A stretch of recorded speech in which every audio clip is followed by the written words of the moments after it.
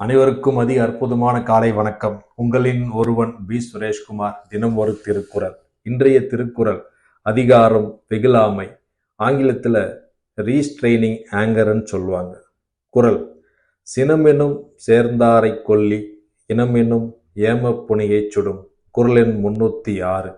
குறளின் விளக்கம்: சினம் என்னும் கொண்டவர்களை அழிக்கக்கூடியதாக சினம் என்ற தீயே இருப்பதால் அது அவரை மட்டுமின்றி அவரை பாதுகாக்கும் தோணி போன்ற சுற்றத்தையும் சேர்ந்து அழித்துவிடும் என்கிறார் வள்ளுவர்.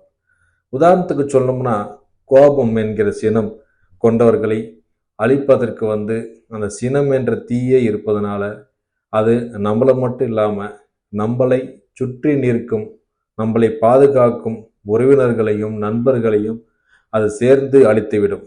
அது கடல் போன்ற நண்பர்களும் உறவினர்களும் இருந்தாலும் அந்த கோபம் கொண்டவர்களை கூடி நிற்பவர்களையும் சேர்ந்து அழித்துவிடும்.